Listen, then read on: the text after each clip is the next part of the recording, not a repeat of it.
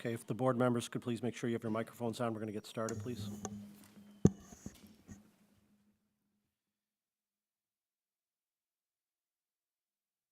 Okay, good evening. It's 6:30 p.m. on Monday, October 27th, 2025. I'd like to call to order the Village of Brookfield Board meeting.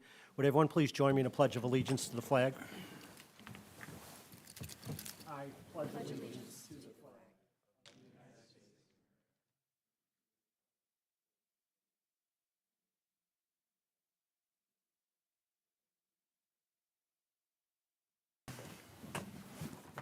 Thank you. No, can we have a roll call, please?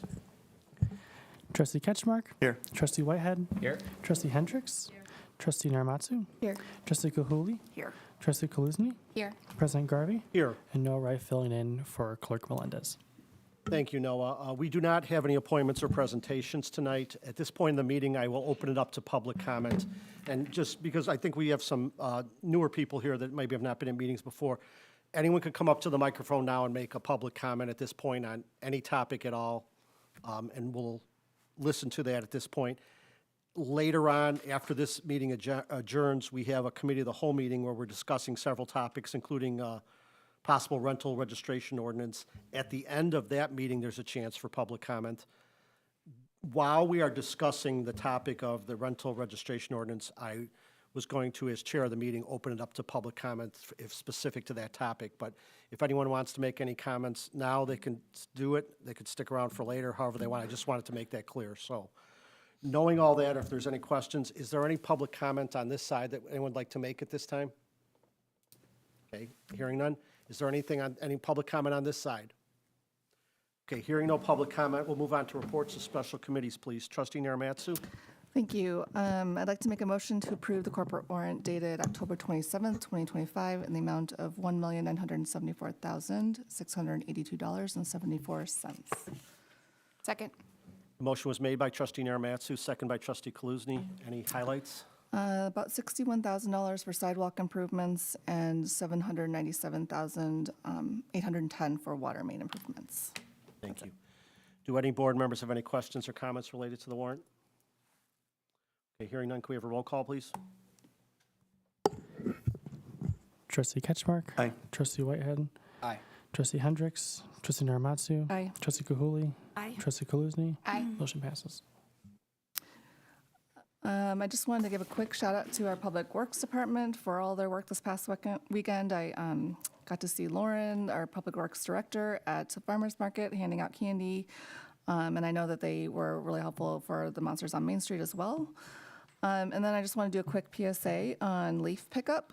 So Public Works trucks are coming through town focusing on leaf removal in the beginning of November. But this is mostly to keep drains clear. So the village encourages residents to bag up their leaves in yard waste bags or clearly marked cans for unlimited pickup by Groot. And that pickup happens on the same day as your assigned garbage collection. As always, please use the See, Click, Fix function on the village's website to report your public works needs. And that ends my report. Thank you, trustee Narimatsu. Trustee Gilhooley, Chamber of Commerce. Yes, just a few things for the chamber. They had, their last farmer's market was this past weekend on the 25th, so another fantastic season of growth and a lot of community engagement and interaction, supporting the young entrepreneurs, really helping to build out that program, and wrapping out the season with a chili cook-off and pie contest. I don't have the winners. I understand they are posted on Facebook, but there were a lot of people. It looked like a really good time taste testing all of the pies and chili this past weekend. So congratulations to Gina Shernow and the Farmers Market Committee for another fantastic season. The next thing, they don't have a location or set up quite yet, but the next after hours for the chamber is going to be Thursday, November 20th. You can check their website and their Facebook page for that, for anything upcoming. There have been some new business ribbon cuttings, Lux Honor on Broadway, Drip Coffee, not Broadway, on Grand Avenue, and Drip Coffee, I think President Garvey was fortunate enough to be at on Saturday down here on Broadway. And then it's not a chamber event, but the community art unveiling at the Progress Park Shops will be this Friday. So it's midday, I think it's around noon. So if you can come out for that and see some of the great artwork that has been done to put on the sides of the sheds over at Progress Park, please come out and join in for that. Another great way to support small business in Brookfield. Their next meeting is Monday, November 10th at noon at the Linda Sokol Francis Brookfield Library. Thank you. And Trustee Gilhooley, I found the breaking news that Oh, thank you. the winning chili was Bulldog Nutella Pie, which was obviously from the RB, and the Tail Wagon Turkey Chili. Notice the tail, WGAON, Turkey Chili won. And according, RB shared that their competitors won the top 3 winners in both the pie and chili contests. So the RB Fantastic. culinary program is doing excellent. They routed at the pie and chili contest, so congratulations to them. Thank you for that. And I almost forgot one more thing, that the 60 to win contest is still going on every week. And again, if you're not familiar, this year is a little bit different, where every week they're drawing the winner at a different Brookfield business to help highlight that business. So you have to keep an eye on social media and on their website to find out where those are going to be and who those winners are. But we just finished week 6, I believe. And those are all of those winners, the names and the amounts are also posted on the brookfieldchamber.net website. So if you're curious who that was, you can take a look there. And that ends my report. Thank you, Trustee Gilhooley. Trustee Hendricks, Planning and Zoning Library? Yes, Planning and Zoning Commission meeting, they have no cases to hear this Thursday's meeting, so it's been canceled. A few highlights from the library coming up. If you get bored of sitting at this meeting, at 7 p.m. today, they have an Adler Planetarium astronomer coming out to run a program. Brookfield Reads finale this Wednesday at 7 p.m. to meet author Lori Rader Day and get a signed copy of her book, Under a Dark Sky. And they are excited to share that the library is receiving a $10,000 gift in 2026 from the Carnegie Corporation as part of national initiative celebrating America's 250th anniversary next year, because I believe our library was one of the original Carnegie libraries. So they were excited to share that. And that ends my report. Thank you, Trustee Hendricks. Trustee Ketchmark, Administration, Economic Development. The Economic Development Commission hasn't met since our last meeting, so no report on that. There is a joint review board meeting tomorrow for our 3 TIF districts. I will be sitting in for President Garvey for that. And this past weekend, with the beautiful weather, was our 26th annual Monsters on Main Street event, sponsored by the Brookfield Historical Society and the Brookfield Chamber of Commerce and the Village of Brookfield. This event was started 26 years ago to draw people into our Grand Boulevard and Broadway business districts. The in-store count we had this year was 1,300 costumed children, plus their parents in each store. So a huge crowd for that, culminating in the costume contest and Taffy Apple pumpkin giveaway here at the Historical Society. Thank you to the Chamber of Commerce and First National Bank of Brookfield for sponsoring the pumpkin giveaway. Thank you to our many volunteers, whether they were guiding traffic or handing out pumpkins or judging some of the great costumes. It was a really fun event for everyone, and I think it serves its purpose of bringing people out to the business districts, especially this year with the brand new Grand Boulevard, a lot of new businesses up on Broadway, a lot of good attention for them. That concludes my report. Thank you, Trustee Ketchmark. Trustee Whitehead, Parks and Recreation. The Parks and Rec Commission met on Tuesday, October 21st. The commission discussed the latest with construction projects at Ehlert Park Field 1, which I know we will discuss during today's meeting, in Maple South Park. Construction for Phase 1 of the Field 1 project is scheduled to begin in November, and Maple South construction will begin in spring of next year. More generally, the commission discussed department priorities during this interim period when Assistant Village Manager Stevie Ferrari is leading the department, as well as the village's process for hiring a new parks director. Priorities right now include finalizing the Parks Department budget and updating the online version of the Parks Capital Plan that can be accessed by staff and the public as well as visitors to Brookfield. The commission also discussed several upcoming events in 25 and 26 and how commissioners can help. We're all excited for the holiday celebration in December. The Commission next meets on Tuesday, November 18th at 6:30 PM here at Village Hall. Thank you, Trustee Whitehead. Trustee Kaluzny, Conservation and Beautification. Yes, the Conservation Commission has not met since our last meeting, but their next meeting is tomorrow night, October 28th at 6 PM here at Village Hall. The Beautification Commission also has not met since our last meeting, but they are still accepting fall decoration nominations. So if your house is extra spooky and fall-like, you can still submit your nomination until this Friday, and those will be announced and voted on next week. And their next meeting will be November 4th at 6:30 PM here at Village Hall. That ends my report. Thank you, Trustee Kaluzny. And Solid Waste Agency in WCMC, they have their regular full member meetings coming up next Wednesday, November 5th at North Riverside. I will attend those. I did attend the West Central Municipal Conference annual dinner Friday night in Rosemont. Tim was kind enough to join me. They had a record crowd there. I think it was over 500 people attended the municipal conference dinner. It was a good chance to network and meet with people.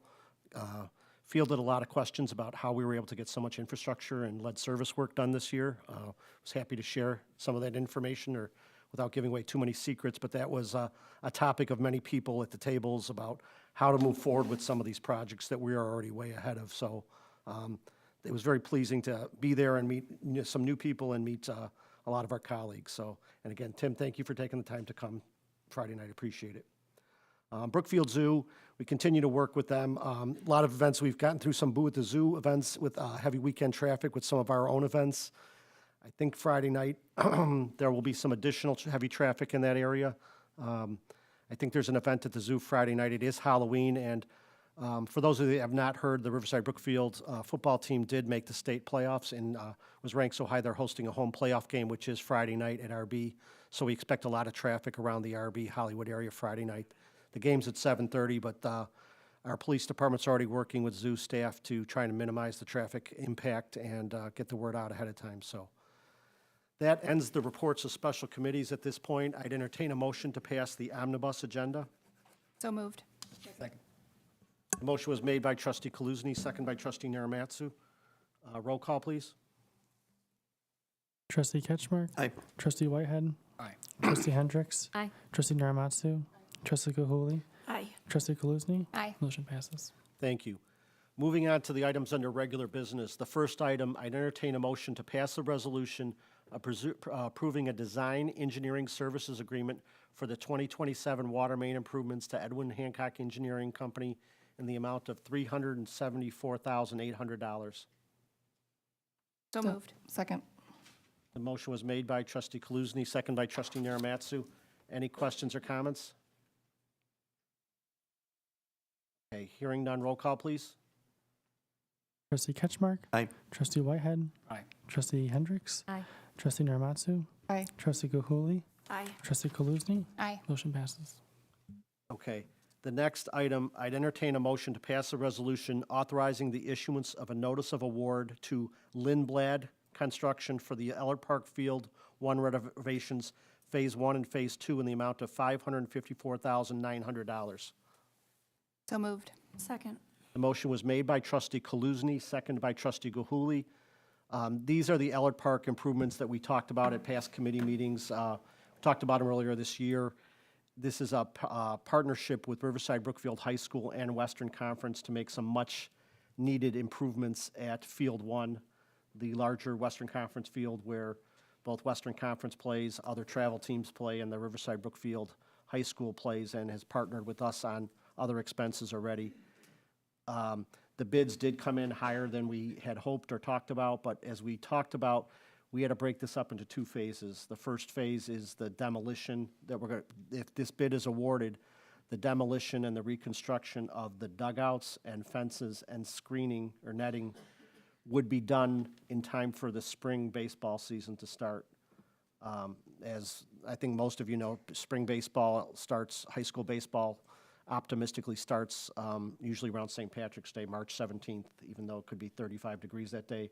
So that work needs to be put out to bid now to get that work done so the field is ready for the high school use and for the rest of the season for Western Conference. After that, the second phase of the project, which would be the reconstruction of the scores area, the storage area, the much-needed improvements there, would be done along with the necessary engineering and MWRD drainage requirements that are to be determined as we move forward. But staff explained in the memo, it did come in higher than we had talked about. The board is aware that if you approve this tonight, we are looking at, during our budget discussions, the need to come up with a significantly larger contribution from the village to finish Phase 2. And I think staff aptly pointed out that if we don't intend on at least seriously considering the funding for Stage 2, that it wouldn't make sense to move forward with Phase 1. So just wanted to summarize it. I know the board has the memo. I just want to, if anyone's here, I just want them to understand why it's broken down this way. Knowing that we have a motion and a second, are there any questions or comments on this? I guess my only question is, I'm reading through the packet, and maybe I'm not reading thoroughly enough, but was there a reason why people are bidding so much higher? Or like, was the Act Yeah. from estimates a year ago is the reality of construction material and labor costs. so it's not a scope change, it's just, Scope change, still intended scope of work. We're just seeing the realities of construction costs coming in. thank you. Any other questions or comments from the board? Is there any value engineering we can do to bring these prices down? I can inquire. I think we do have the lowest qualified bid that we are going to see. White and Company did review the bid proposal, and it is aligned with current existing realities of costs. We have not pursued any sort of grant or additional funding. That is something we are going to pivot to and see what we can submit to potentially bring down. I guess what I'm trying to get at, is there anything that can be taken out of the bid, maybe for Phase 2, or any piece of this that we can remove so that we can afford it? I would not recommend we remove anything. It's kind of, if you give a mouse a cookie, if we take something out, it's going to impact another feature. For example, we have a lot of concrete work that we're installing as part of this. If we don't do the heavy concrete work identified in 5 you see on the rendering screen, which is where that press box and storage facility is going to be located, we're going to potentially have a foundation that isn't as structurally sound as that heavy concrete, which is a large chunk of that concrete pricing within the bid specs. I couldn't tell you if there are additional impacts, but I can certainly ask if there's anything that can be removed. At this point, I would be confident in saying I really don't think there is. And Phase 1 automatically triggers the drainage work from MWRD for Phase 2? So Phase 1, we're reconstructing those dugouts, and the reason why we're addressing drainage is because those dugouts have historically flooded because of the grading in that backstop area. To protect the new fencing and dugouts and concrete and structural work we're putting in, we would definitely.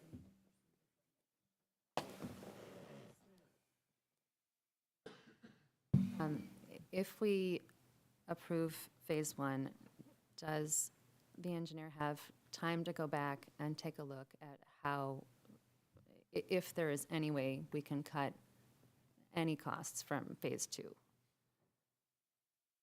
Certainly see Phase 2 pricing. These are prefab structures for the press box and storage, and the heavy concrete work that'll be part of Phase 2 design is budgeted within that phase. Drainage is kind of what it is. They would be submitting MWRD permitting now with Phase 1 if approved, that we have those questions answered and we can see if it can be addressed by simple grading rather than material infrastructure in the ground possibility, but we would have to wait to see those MWRD comments come back. And last question, can next year's budget accommodate this? I think so. Well, honestly, that's going to be a decision for the board. I mean, we're we have a budget workshop scheduled, and obviously this is kind of a pivot in that we, obviously, if we choose to put more funds in this, if we commit to it, it obviously will impact other things, but I We think have I'm, s- created the draft 2026 budget, including this as a potential capital item. And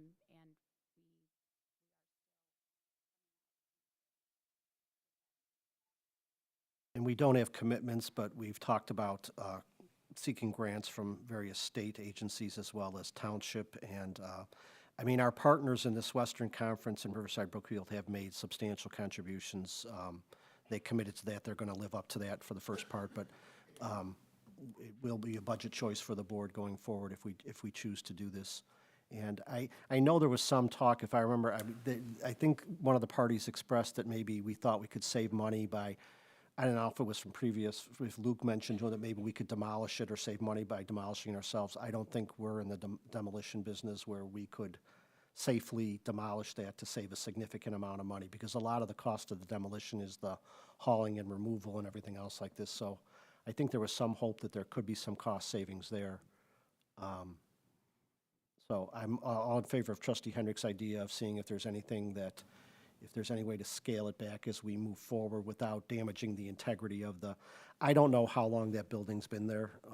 It's been there as long as I can remember. It's probably the worst building we have in a park anywhere.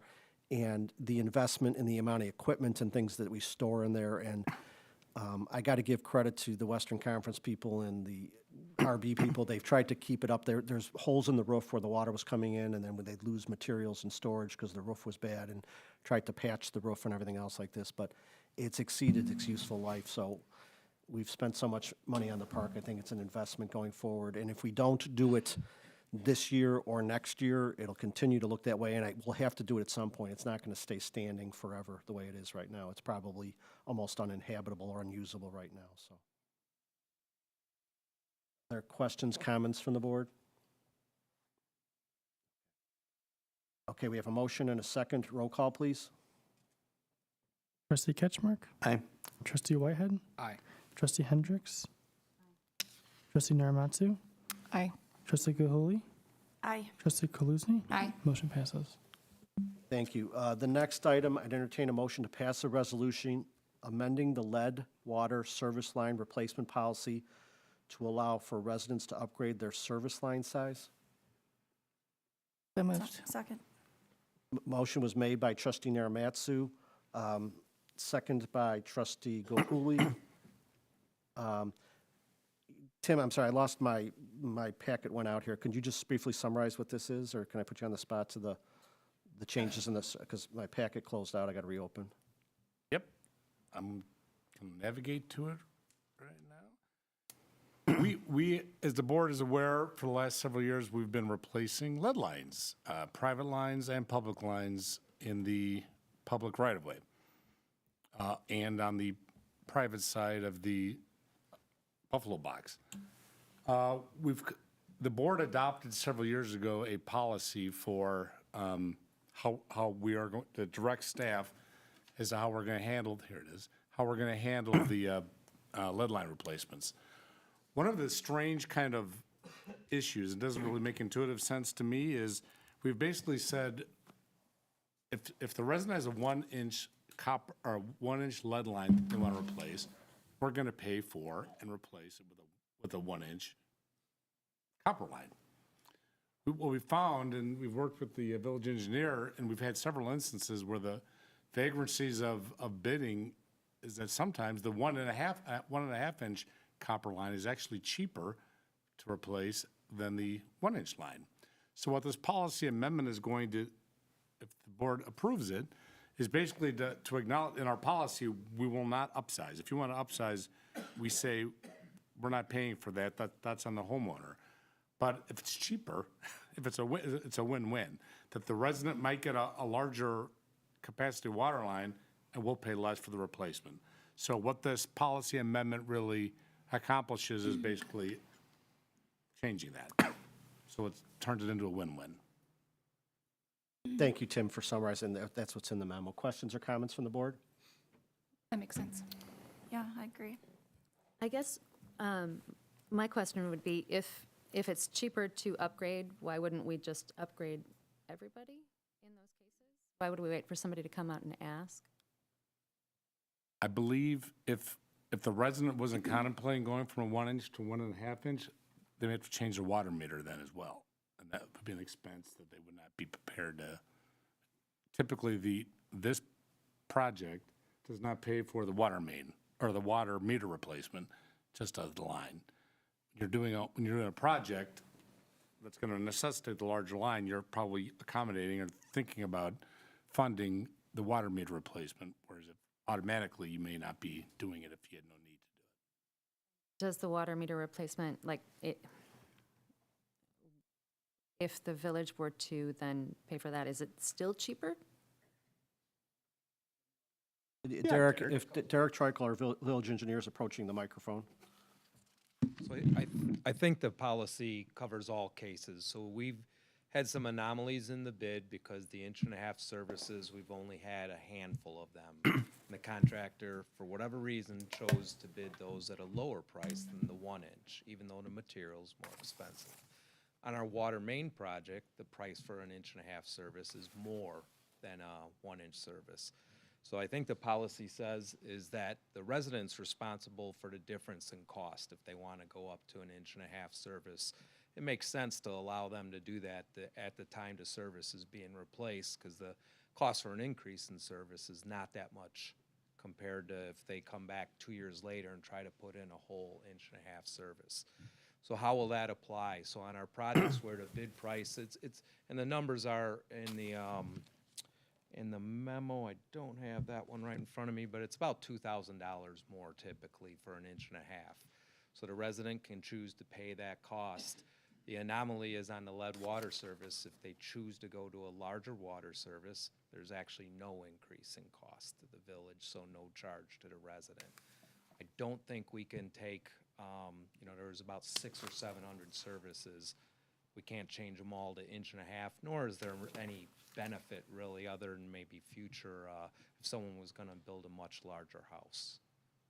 Okay, so I'm just trying to make sure that it's not going to be cheaper, that's an anomaly that it's coming out like this. It's not going to generally be cheaper to just upgrade them all. That's correct, yes. Thank you. Any other questions or comments from the board? Okay, we have a motion and a second. Can we have a roll call, please?